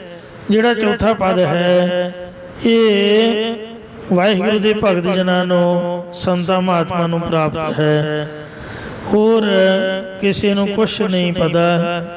ਇਸ ਲਈ ਬ੍ਰਹਮ ਗਿਆਨੀ ਕੀ ਸੋਭਾ ਬ੍ਰਹਮ ਗਿਆਨੀ ਬਣੀ। ਨਾਨਕ ਬ੍ਰਹਮ ਗਿਆਨੀ ਸਰਬ ਕਾ ਧਨੀ। ਬ੍ਰਹਮ ਗਿਆਨੀ ਦੀ ਸੋਭਾ ਬ੍ਰਹਮ ਗਿਆਨੀ ਨੂੰ ਹੀ ਬਣਾਉਂਦੀ ਹੈ, ਕਿਉਂਕਿ ਉਹ ਸਾਰਿਆਂ ਦਾ ਮਾਲਕ ਜੂ ਹੋ ਗਿਆ। ਉਹਦੀ ਕਥਾ ਨੂੰ, ਉਹਦੀ ਅਵਸਥਾ ਨੂੰ ਤਾਂ ਉਹੀ ਜਾਣ ਸਕਦਾ ਜਿਹੜਾ ਉਹਦੇ ਬਰਾਬਰ ਪਹੁੰਚਿਆ ਹੋਵੇ, ਤੇ ਬਰਾਬਰ ਕੋਈ ਪਹੁੰਚ ਨਹੀਂ ਸਕਦਾ, ਕਿਉਂਕਿ ਪਰਮਾਤਮਾ ਦੇ ਵਿੱਚ ਉਹ ਰੱਬ ਦੇ ਪਿਆਰੇ ਅਭੇਦ ਹੋ ਜਾਂਦੇ ਨੇ। ਇਸ ਲਈ ਬ੍ਰਹਮਾ ਵੀ ਵੇਦਾਂ ਦੇ ਵਿੱਚ ਸੰਤਾਂ ਦੀ ਕਥਾ ਲਿਖਣ ਤੋਂ ਅਸਮਰੱਥ ਰਿਹਾ। ਜੇ ਮਾੜਾ ਮੋਟਾ ਗਿਆਨ ਲਿਖਿਆ ਤੇ ਉਹ ਸੁੱਕਾ ਗਿਆਨ ਲਿਖਿਆ, ਭਗਤੀ ਤੋਂ ਹੋਣਾ ਲਿਖਿਆ ਹੈ। ਸੋ ਇੰਜ ਬ੍ਰਹਮ ਗਿਆਨੀਆਂ ਦੀ ਕਥਾ ਬੜੀ ਨਿਰਾਲੀ ਹੈ। ਭਗਤਾਂ ਕੀ ਚਾਲ ਨਿਰਾਲੀ, ਚਾਲਾਂ ਨਿਰਾਲੀ ਭਗਤਾਂ ਕੀ। ਵੇਖੋ ਮਾਰਗ ਚੱਲਣਾ। ਵੇਖੋ ਜਿਹੜਾ ਗੌਤਮ ਸੀ, ਗੌਤਮ ਰਿਖੀ, ਜਿਹਦੀ ਘਰ ਵਾਲੀ ਅਹਲਿਆ ਸੀ, ਜਦ ਇੰਦਰ ਨੇ ਗਲਤੀ ਕੀਤੀ, ਉਹਦੇ ਕੋਲ ਆ ਕੇ ਤੇ ਫਿਰ ਉਹਨੇ ਪਹਿਲਾਂ ਸ਼ਰਾਬ ਦੇ ਦਿੱਤਾ। ਫਿਰ ਉਹਨੇ ਜਦ ਬੇਨਤੀ ਕੀਤੀ, ਉਹਦੀ ਬੇਨਤੀ ਕਰਨ ਤੋਂ ਗੌਤਮ ਨੇ ਜੋਗੀ ਪਲਟਾਤਾ। ਕੋਈ ਇਹੋ ਜਿਹਾ ਸੰਤ ਵੇਖਿਆ ਤੁਸੀਂ ਜਿਹੜਾ ਰੱਬ ਦੀ ਮਰਿਆਦਾ ਨੂੰ ਤੋੜ ਸਕਦਾ ਹੋਵੇ? ਪਰਮਾਤਮਾ ਵੀ ਇੰਨਾ ਬੇਅੰਤ ਹੈ ਕਿ ਭਗਤਾਂ ਦਾ ਕਹਿਣਾ ਨਹੀਂ ਮੋੜਦਾ। ਏਡੇ ਏਡੇ ਵੱਡੇ ਮਹਾਤਮਾ ਵੀ ਹੋਏ ਨੇ, ਪਰਮਾਤਮਾ ਦੀ ਕੁਦਰਤ ਨੂੰ ਬਣਾਏ ਨਿਯਮ ਨੂੰ ਨਾ ਤੋੜਤਾ। ਤ੍ਰੇਤਾ ਬਾਅਦ ਵਿੱਚ ਆਉਣਾ ਸੀ, ਦੁਆਪਰ ਪਹਿਲਾਂ ਆਉਣਾ ਸੀਗਾ। ਗੌਤਮ ਕਹਿੰਦਾ ਕਿ ਹੁਣ ਤ੍ਰੇਤਾ ਪਹਿਲਾਂ ਆਊਗਾ, ਰਾਮ ਦਾ ਅਵਤਾਰ, ਤੇ ਦੁਆਪਰ ਬਾਅਦ ਵਿੱਚ, ਕ੍ਰਿਸ਼ਨ ਦਾ ਅਵਤਾਰ ਬਾਅਦ ਵਿੱਚ ਆਊਗਾ। ਰਾਮ ਨੇ ਜੋ ਬਖਸ਼ਣਾ ਸੀ, ਇਉਂ ਯੁੱਗ ਪਲਟਾਤਾ। ਅਗਸਤ ਮੁਨੀ ਨੇ ਵੇਖੋ 2.5 ਚੁਲੀਆਂ ਜੀ ਸਮੁੰਦਰ ਪੀ ਲਿਆ। ਕਦੀ ਸੁਣਿਆ ਤੁਸਾਂ ਨੇ ਇਹੋ ਜਿਹਾ ਸੰਤ? ਕੋਈ ਦੁਨੀਆ ਦੇ ਵਿੱਚ ਹੋਇਆ ਜਿਹੜਾ 2.5 ਚੁਲੀਆਂ ਸਮੁੰਦਰ ਪੀ ਜਾਏ? ਇਹ ਸਾਖੀਆਂ ਭਾਵੇਂ ਪੁਰਾਣਕ ਹਨ, ਪਰ ਹੈ ਤਾਂ ਲਿਖੀਆਂ ਹੋਈਆਂ, ਕੁਛ ਨਾ ਕੁਛ ਤਾਂ ਸੱਚ ਹੈ। ਹਨੂਮਾਨ ਵੇਖੋ, ਇਹਦੀ ਕਥਾ ਵੇਦਾਂ ਨੇ ਕੀ ਲਿਖ ਦੇਣੀ ਭਲਾ? ਉਹ ਖੁਦ ਭਗਵਾਨ ਦਾ ਅਵਤਾਰ ਰਾਮ ਸਮੁੰਦਰ ਤੇ ਪੁਲ ਬਣਾ ਕੇ ਪਾਰ ਲੰਘਿਆ, ਪੱਥਰਾਂ ਦਾ ਪੁਲ। ਤੇ ਉਹਦਾ ਚੇਲਾ ਜਿਹੜਾ ਹਨੂਮਾਨ, ਇੱਕ ਬਾਂਦਰ ਜਾਤ, ਸਿਰਫ ਉਹਨੇ ਰਾਮ ਦਾ ਨਾਮ ਜਪਿਆ, ਸਾਧ ਬਿਰਤੀ ਸੀਗੀ, ਭੋਲਾ ਪੰਛੀ, ਉਹ ਵੇਖੋ ਬਿਨਾਂ ਹੀ ਪੁਲ ਤੋਂ ਉਡਾਰੀ ਮਾਰ ਕੇ ਲੰਘ ਗਿਆ। ਹੁਣ ਤੁਸੀਂ ਦੱਸੋ, ਕੋਈ ਕਥਾ ਲਿਖ ਸਕਦਾ? ਉਧਰ ਲక్ష్మణ ਮੂਰਛਿਤ ਹੋਇਆ ਪਿਆ ਹੈ, ਰਾਮ ਵਿਚਾਰਾ ਰੋ ਰਿਹਾ, ਕਹਿੰਦਾ ਮੇਰੇ ਵੱਸੋਂ ਬਾਹਰ ਹੈ। ਤੇ ਹਨੂਮਾਨ ਵੇਖੋ ਸੰਜੀਵਨੀ ਬੂਟੀ ਲਿਆ ਕੇ ਭਗਵਾਨ ਨੂੰ ਦੇ ਰਿਹਾ, ਸੀਤਾ ਦੀ ਖਬਰ ਲਿਆ ਕੇ ਦੇ ਰਿਹਾ। ਇਹ ਕੋਈ ਕਥਾ ਸੰਤਾਂ ਦੀ, ਕੋਈ ਭਗਤਾਂ ਦੀ, ਰੱਬ ਦੇ ਪਿਆਰਿਆਂ ਦੀ ਕਰ ਸਕਦਾ? ਬਿਲਕੁਲ ਨਹੀਂ। ਸਾਧ ਕੀ ਮਹਿਮਾ ਵੇਦ ਨ ਜਾਣੈ, ਜੇਤਾ ਸੁਣੈ ਤੇਤਾ ਬਖਿਆਨੈ। ਭਗਤ ਜੱਲਣ ਜੱਟ ਜੀ ਸਾਧ ਹੋਏ ਨੇ, ਜਿਨ੍ਹਾਂ ਨੂੰ ਸ੍ਰੀ ਗੁਰੂ ਹਰਗੋਬਿੰਦ ਸਾਹਿਬ ਜੀ ਮਹਾਰਾਜ ਨੇ ਦਰਸ਼ਨ ਬਖਸ਼ੇ ਸਨ। ਔਰ ਉਹਨਾਂ ਸਵਾਲ ਕੀਤਾ ਸੀ, ਜਦ ਮਹਾਰਾਜ ਨੇ ਉੱਤਰ ਦਿੱਤਾ ਕਿ ਪੁੱਤਰ ਨਿਸ਼ਾਨ, ਦੌਲਤ ਗੁਜ਼ਰਾਨ ਤੇ ਇਸਤਰੀ ਈਮਾਨ। ਉਹਨੇ ਪੁੱਛਿਆ ਸੀ ਵੀ ਆਪਣਾ ਗ੍ਰਸਤੀ ਕੀ ਤੇ ਫਕੀਰੀ ਕੀ? ਇੰਜ ਪੈਸੇ ਦੇ ਤਰਕ ਕੀਤੀ, ਗ੍ਰਸਤਪੁਣੇ ਦੇ ਕੀਤੀ, ਧੀਆਂ ਪੁੱਤਰਾਂ ਦੇ ਕੀਤੀ। ਕਿਉਂਕਿ ਗੁਰੂ ਹਰਗੋਬਿੰਦ ਸਾਹਿਬ ਜੀ ਚੜ੍ਹਦੀ ਕਲਾ ਵਾਲੇ ਸਨ। ਮਹਾਰਾਜ ਦੇ ਸੁੱਖ ਨਾਲ 5-6 ਬੱਚੇ। ਗ੍ਰਸਤਨ ਮੈਂ ਤੂੰ ਵੱਡੋ ਗ੍ਰਸਤੀ, ਜੋਗਣ ਮੈਂ ਜੋਗੀ, ਤੋ ਰਾਜਨ ਮੈਂ ਤੂੰ ਰਾਜਾ ਕਹੀਏ, ਭੋਗਣ ਮੈਂ ਭੋਗੀ। ਇਉਂ ਮਹਾਰਾਜ ਸੱਚੇ ਪਾਤਸ਼ਾਹ ਗ੍ਰਸਤੀਆਂ ਜੋ ਸਭ ਤੋਂ ਵੱਡੇ ਗ੍ਰਸਤੀ ਗੁਰੂ ਹਰਗੋਬਿੰਦ ਸਾਹਿਬ ਹੋਏ ਨੇ, ਜਿਨ੍ਹਾਂ ਪੂਰੀ ਪੂਰੀ ਜ਼ਿੰਮੇਵਾਰੀ ਨਿਭਾਉਂਦਿਆਂ ਹੋਇਆ ਦੇਸ਼ ਤੇ ਕੌਮ ਦੇ ਧਰਮ ਦੀ ਸੇਵਾ ਵੀ ਕੀਤੀ। ਭਗਤ ਜੱਲਣ ਜੀ ਨੇ ਪੁੱਛਿਆ ਵੀ ਤੁਸੀਂ ਕਲਗੀ ਵੀ ਲਾਈ ਹੋਈ ਹੈ, ਰਾਜੇ ਵੀ ਹੋ, ਗ੍ਰਸਤੀ ਵੀ ਹੋ ਤੇ ਸਾਧ ਵੀ ਹੋ, ਪੁੱਤਰ ਵੀ ਹੈ, ਦੌਲਤ ਵੀ ਹੈ ਤੇ ਗੁਰੂ ਵੀ ਹੋ। ਫਿਰ ਮਾਰੇ ਗਿਆ ਪੁੱਤਰ ਨਿਸ਼ਾਨ, ਦੌਲਤ ਗੁਜ਼ਰਾਨ ਤੇ ਇਸਤਰੀ ਇਮਾਨ। ਸਾਡੀ ਘਰ ਵਾਲੀ ਸਾਡਾ ਪਾਸਪੋਰਟ ਹੈ। ਪਾਸਪੋਰਟ ਤੋਂ ਬਗੈਰ ਬੰਦਾ ਕਿਤੇ ਵੀ ਨਹੀਂ ਜਾ ਸਕਦਾ। ਅੱਜ ਕੱਲ੍ਹ ਆਧਾਰ ਕਾਰਡ ਜਿਹਨੂੰ ਕਹਿੰਦੇ ਪਹਿਚਾਣ ਪੱਤਰ। ਸਾਡੀ ਘਰ ਵਾਲੀ ਸਾਡੀ ਗਵਾਹੀ ਦਿੰਦੀ ਹੈ ਵੀ ਇਹ ਬੰਦਾ ਧਰਮੀ ਹੈ। ਉਂਝ ਭਾਵੇਂ ਮਾਫ ਕਰਨਾ, ਔਗਣ ਤਾਂ ਕਿਸੇ 'ਚ ਵੀ ਹੋ ਸਕਦੇ ਨੇ, ਬੇਹੰਗਮ ਦੇ ਵਿੱਚ ਵੀ, ਗ੍ਰਸਤੀ ਵਿੱਚ ਵੀ। ਪਰ ਆਮ ਤੌਰ ਤੇ ਦੁਨੀਆ ਕਿਸੇ ਨੂੰ ਗ੍ਰੰਥੀ ਰੱਖਣਾ ਹੋਵੇ, ਕਹਿੰਦੇ ਜੀ 35 ਸਾਲ ਉਮਰ ਹੋਣੀ ਚਾਹੀਦੀ ਤੇ ਬੰਦਾ ਪਰਿਵਾਰ ਵਾਲਾ ਗ੍ਰਸਤੀ ਹੋਣਾ ਚਾਹੀਦਾ। ਬੰਦਾ ਪੁੱਛੇ ਵੀ ਗ੍ਰਸਤੀ ਚੰਗੇ ਹੁੰਦੇ ਨੇ? ਗ੍ਰਸਤੀ ਗਲਤੀਆਂ ਨਹੀਂ ਕਰਦੇ? ਕਿੰਨੇ ਕੁ ਚੰਗੇ ਨੇ ਦੱਸੋ? ਅਖਬਾਰਾਂ ਭਰੀਆਂ ਪਈਆਂ ਨੇ। ਫਿਰ ਜ਼ਰੂਰੀ ਤੇ ਵੱਡੀ ਉਮਰ ਵਾਲਾ ਬੰਦਾ ਗਲਤੀ ਨਹੀਂ ਕਰੂਗਾ, ਛੋਟਾ ਹੀ ਕਰੂਗਾ? ਇਹਨਾਂ ਸਵਾਲਾਂ ਦਾ ਸਾਡੇ ਸਮਾਜ ਕੋਲ ਕੋਈ ਉੱਤਰ ਨਹੀਂ। 35 ਸਾਲ ਤੋਂ ਉੱਪਰ ਵੀ ਬੰਦਾ ਗਲਤੀ ਕਰ ਸਕਦਾ ਤੇ ਛੋਟਾ ਬੰਦਾ ਵੀ। ਗੁਰੂ ਹਰਕ੍ਰਿਸ਼ਨ ਸਾਹਿਬ ਜੀ ਦੀ ਸਿੱਖੀ ਸੇਵਕੀ ਹੈ। ਗੁਰੂ ਸਾਹਿਬ ਵੇਖੋ 5.5 ਸਾਲ ਦੀ ਉਮਰ 'ਚ ਗੁਰਤਾ ਗੱਦੀ ਦੇ ਮਾਲਕ ਬਣੇ ਤੇ ਸਿੱਖ ਵੀ ਤਾਂ ਉਹਨਾਂ ਦੇ ਨੇ। ਭਜੰਗੀ ਸਿੰਘ ਜਿਹੜੇ ਮਹਾਂਪੁਰਖਾਂ ਦੇ ਸੰਗੀ ਹੋਏ, ਉਹ ਚੜ੍ਹਦੀ ਕਲਾ ਵਿੱਚ ਵਿਚਰਦੇ ਨੇ। ਭਾਵੇਂ ਕੋਈ ਵਿਆਹ ਕਰਾਵੇ ਜਾਂ ਨਾ ਕਰਾਵੇ। ਇਸ ਲਈ ਕਦੀ ਨਾ ਸੋਚੋ ਵੀ ਫਲਾਣਾ ਬੰਦਾ ਹੋਊਗਾ, ਫਲਾਣਾ ਵਿਆਹਿਆ ਨਹੀਂ ਗਾ, ਇਹ ਮਾੜਾ ਹੋਊਗਾ, ਜਾਂ ਫਲਾਣੇ ਦੀ ਚਿੱਟੀ ਦਾੜੀ ਹੈ ਇਹ ਬਹੁਤ ਚੰਗਾ ਬੜਾ ਵਧੀਆ ਹੋਊਗਾ, ਤੇ ਇਹ ਭਚੰਗੀ ਨੂੰ ਦਾੜੀ ਨਹੀਂ ਆਈ ਇਹ ਮਾੜਾ ਹੋਊਗਾ। ਐਸੀ ਸੋਚ ਸਾਡੇ ਮਨ ਵਿੱਚੋਂ ਖਤਮ ਹੋਣੀ ਚਾਹੀਦੀ ਹੈ, ਤੇ ਬਹੁਤ ਉੱਚੀ ਪੱਧਰ ਦਾ ਸਾਡਾ ਸੋਚ ਵਿਚਾਰ ਹੋਣਾ ਚਾਹੀਦਾ। ਰਹੋ ਵਿਚਾਰ, ਮੇਰਾ ਪ੍ਰਕਰਨ ਇਹ ਨਹੀਂ ਹੈ। ਸੋ ਆਪਾਂ ਸੰਤਾਂ ਭਗਤਾਂ ਦੀ ਅਵਸਥਾ ਬਾਰੇ ਵਿਚਾਰ ਕਰ ਰਹੇ ਸੀ। ਜਿਹੜਾ ਸੰਤ ਹੈ, ਜਿਹੜਾ ਰੱਬ ਦਾ ਭਗਤ ਹੈ, ਉਹ ਭਾਵੇਂ ਗ੍ਰਸਤੀ ਹੈ ਤਾਂ ਵੀ ਪ੍ਰਮਾਣ ਹੈ, ਤੇ ਭਾਵੇਂ ਬੇਹੰਗਮ ਹੈ। ਮਹਾਂਪੁਰਖ ਬਾਬਾ ਠਾਕੁਰ ਸਿੰਘ ਜੀ ਖਾਲਸਾ ਪਿੰਡਾਂ ਵਾਲੇ ਇੰਗਲੈਂਡ ਦੇ ਡਾਕਟਰ ਮਹਾਂਪੁਰਖ ਜਦ ਐਡਮਿਟ ਸਨ, ਉਹਨਾਂ ਵੱਲ ਵੇਖ ਕੇ ਹੈਰਾਨ ਰਹਿ ਗਏ, ਆਸ਼ਸ਼ ਕਰ ਉੱਠੇ। ਕਹਿੰਦੇ 90 ਸਾਲ ਦਾ ਬੁੱਢਾ ਬੰਦਾ ਔਰ ਉਹਦਾ ਸਰੀਰ ਇੰਨਾ ਸਾਂਭਿਆ ਵੀ ਜਿਵੇਂ 5 ਸਾਲ ਦਾ ਬੱਚਾ ਹੋਵੇ। ਇੰਨੇ ਉਹ ਮਹਾਂਪੁਰਖ ਜਤੀ ਸਤੀ ਸੀਗੇ। ਤੋ ਇਸ ਵਾਸਤੇ ਮਹਾਰਾਜ ਸੱਚੇ ਪਾਤਸ਼ਾਹ ਦੇ ਭਗਤਾਂ ਦੀ ਕਥਾ ਕੋਈ ਨਹੀਂ ਕਰ ਸਕਦਾ, ਜਿਨ੍ਹਾਂ ਦਾ ਨਾਂ ਸੁਣਦਿਆਂ ਸਾਰੀ ਧਰਮ ਰਾਜਾ ਥਰ ਥਰ ਕੰਬਣ ਲੱਗ ਪੈਂਦਾ ਹੈ, ਤੇ ਸਿੰਘਾਸਨ ਛੱਡ ਕੇ ਪਰੇ ਹੋ ਜਾਂਦਾ। ਰੇ ਰੇ ਦਰਗਹਿ ਕਹਿ ਨਾ ਕਹੂ, ਆਓ ਬੈਠ ਆਦਰ ਸੁਭ ਦੇਵ। ਐਸੇ ਰੱਬ ਦੇ ਪਿਆਰ ਵਾਲੇ ਹੰਸਾਲੀ ਵਾਲੇ ਮਹਾਂਪੁਰਖ ਵੇਖੋ ਬੇਹੰਗਮ ਸੀਗੇ, ਚੜ੍ਹਦੀ ਕਲਾ ਦੇ ਵਿੱਚ ਵਿਚਰੇ। ਸੋ ਐਸੇ ਜੋ ਰੱਬ ਦੇ ਸੰਤ ਨੇ, ਭਗਤ ਨੇ, ਇਹਨਾਂ ਦੀ ਕਥਾ ਨਿਰਾਲੀ ਹੈ। ਭਗਵੰਤ ਭਗਤ ਕਉ ਭਉ ਕਿਛ ਨਾਹੀ। ਜਿਹੜਾ ਭਗਵੰਤ ਰੱਬ ਦੇ ਪਿਆਰ ਵਾਲਾ, ਉਹਨੂੰ ਕਿਸੇ ਦਾ ਕੋਈ ਡਰ ਨਹੀਂ ਹੈ। ਪੈ ਕਾਹੂ ਕੋ ਦੇਤ ਨੈ ਪੈ ਮਾਨ ਧਿਆਨ, ਕਹੋ ਨਾਨਕ ਸੁਨ ਰੇ ਮਨ ਗਿਆਨੀ ਤਾਹੇ ਬਖਾਨ। ਆਦਰ ਦੇਵਤ ਜਾਮ। ਯਮਦੂਤ ਵੀ ਉਹਨਾਂ ਨੂੰ ਆਦਰ ਭਾਵ ਸਤਿਕਾਰ ਦਿੰਦੇ ਹਨ। ਕਬੀਰ ਜੀ, ਨਾਮਦੇਵ ਜੀ, ਰਵਿਦਾਸ ਜੀ ਸਾਰੇ ਬਾਲ ਬੱਚਿਆਂ ਵਾਲੇ ਹੋਏ, ਸਾਰੇ ਗੁਰੂ ਸਾਹਿਬ ਗ੍ਰਸਤੀ ਹੋਏ, ਪਰ ਉਹਨਾਂ ਨੇ ਸੋ ਤਿਆਗ ਤੇ ਵੈਰਾਗ ਦਾ ਸਰੂਪ ਅਸਲੀ ਦਿਖਾਇਆ। ਇੰਜ ਜਿਹੜੇ ਮਹਾਰਾਜ ਦਾ ਨਾਮ ਜਪਦੇ ਨੇ, ਰੇ ਮਨ ਐਸੋ ਕਰ ਸੰਨਿਆਸਾ, ਬਨ ਸੇ ਸਦਨ ਸਭੈ ਕਰ ਸਮਝੋ, ਮਨ ਹੀ ਮਾਹੀ ਉਦਾਸਾ। ਘਰ ਦੇ ਵਿੱਚ ਤਿਆਗ ਵਿਰਾਗ ਦੇ ਸਹਿਤ ਰਹਿੰਦੇ ਧਰਮ ਰਾਜਾ ਵੀ ਉਹਨਾਂ ਨੂੰ ਨਮਸਕਾਰ ਕਰ। ਗੋਪਾਲ ਆਨੰਜੂ ਕਰਨੀ। ਪ੍ਰਿਥਵੀ ਦੇ ਪਾਲਕ ਪਰਮੇਸ਼ਰ ਦਾ ਨਾਮ ਧਿਆ ਕੇ ਹੋਰ ਜਿਹੜੀ ਦੁਬਿਧਾ ਵਾਲੀ ਕਮਾਈ ਹੈ।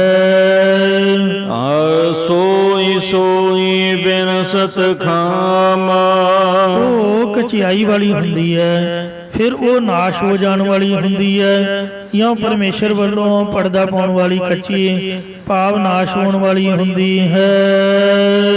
ਚਾਰਨ ਕਮਲ ਹਿਰਦੈ ਗਹੁ ਨਾਨਕ। ਇਸ ਲਈ ਸਤਿਗੁਰੂ ਪੰਜਵੇਂ ਪਾਤਸ਼ਾਹ ਸ੍ਰੀ ਗੁਰੂ ਅਰਜਨ ਦੇਵ ਮਹਾਰਾਜ ਫਰਮਾਉਂਦੇ ਨੇ, ਹੇ ਭਾਈ, ਉਹ ਪਰਮੇਸ਼ਰ ਦੇ ਚਰਨ ਕਮਲਾਂ ਨੂੰ ਹਿਰਦੇ ਵਿੱਚ ਗ੍ਰਹਿਣ ਕਰੋ। ਸੁਖ ਸਮੂਹ ਬਿਸਰਾਮ। ਤਾਂ ਸਾਰੇ ਸੁੱਖਾਂ ਦੇ ਦਾਤੇ ਬ੍ਰਹਮ ਦੇ ਸਰੂਪ ਦੇ ਵਿੱਚ ਟਿਕਾ ਪਾਵੋਗੇ। ਤੁਹਾਡੀ ਸਥਿਤੀ, ਤੁਹਾਡਾ ਵਿਸ਼ਰਾਮ ਬ੍ਰਹਮ ਦੇ ਸਰੂਪ ਦੇ ਵਿੱਚ ਹੋ ਜਾਏਗਾ। ਸੋ ਮਨ ਦੇ ਟਿਕਾਉ ਦਾ ਨਾਮ ਹੀ ਸਾਧ ਸੰਗਤ ਜੀਓ ਪ੍ਰਭੂ ਦੀ ਪ੍ਰਾਪਤੀ ਹੈ। ਜੇ ਮਨ ਟਿਕ ਗਿਆ ਫੇਰ ਤਾਂ ਗੱਲ ਹੀ ਬਣ ਗਈ। ਇਹ ਮਨ ਹਰ ਜੀ ਧਿਆਏ ਤੋਂ ਇੱਕ ਮਨ ਇੱਕ ਚਿਤ ਭਾਏ, ਹਰ ਕੀਆਂ ਸਦਾ ਸਦਾ ਵਡਿਆਈਆਂ, ਦੇ ਨ ਬਚੋ ਤਾਏ। ਸਾਚੀ ਲਿਵੈ ਬਿਨ ਦੇਹ ਨਮਾਣੀ, ਦੇਹ ਨਮਾਣੀ ਲਿਵੈ ਬਾਝੋ, ਕਿਆ ਕਰੇ ਵਿਚਾਰੀਆ। ਸੋ ਸਾਡੀ ਲਿਵ ਛੁਟਕੀ ਲੱਗੀ ਤ੍ਰਿਸ਼ਨਾ, ਲਿਵ ਟੁੱਟੀ ਹੋਈ ਹੈ, ਤ੍ਰਿਸ਼ਨਾ ਲੱਗੀ ਹੋਈ ਹੈ। ਜਿੰਨਾ ਚਿਰ ਬਿਰਤੀ ਦੀ ਲਿਵ ਨਹੀਂ ਲੱਗਦੀ ਉਹਨਾਂ ਚਿਰ ਦੇਹ ਨਮਾਣੀ। ਜਦ ਲਿਵ ਲੱਗ ਗਈ, ਬਿਰਤੀ ਜੁੜ ਗਈ, ਮਨ ਟਿਕਾ ਦੇ ਵਿੱਚ ਆ ਗਿਆ, ਮਰ ਦੇ ਚਰਨ ਕਮਲ ਫੜੇ ਗਏ ਤਾਂ ਬੇੜਾ ਪਾਰ ਹੋ ਗਿਆ। ਸੋ ਇਸ ਲਈ ਵਾਹਿਗੁਰੂ ਨਾਮ ਜਹਾਜ ਹੈ, ਚੜੇ ਸੋਤਰੇ ਪਾਰ, ਜੋ ਸ਼ਰਧਾ ਕਰ ਸੇਵੰਦੇ ਪਾਰ ਉਤਾਰਨ ਹਾਰ। ਭੁੱਲਾਂ ਚੁੱਕਾ ਖਿਮਾ ਕਰਨੀਆਂ ਜੀ। ਅੱਗੇ ਤੋਂ ਸਮਤ ਬਖਸ਼ਣੇ। ਇੱਥੇ ਪੰਜਵੇਂ ਪਾਤਸ਼ਾਹ ਦੇ ਸ਼ਬਦ ਸੰਪੂਰਨ ਹੋਏ ਨੇ। ਕੱਲ ਨਵੇਂ ਪਾਤਸ਼ਾਹ ਜੀ ਦੀ ਬਾਣੀ ਪ੍ਰਾਰੰਭ ਹੋਵੇਗੀ। ਤਾਜ ਗੋਪਾਲ ਆਨ ਜੋ ਕਰਨੀ, ਸੋਈ ਸੋਈ ਬਿਨਸਤ ਖਾਮ। ਚਰਨ ਕਮਲ ਹਿਰਦੈ ਗਉ ਨਾਨਕ, ਸੁਖ ਸਮੂਹ ਵਿਸਰਾਮ।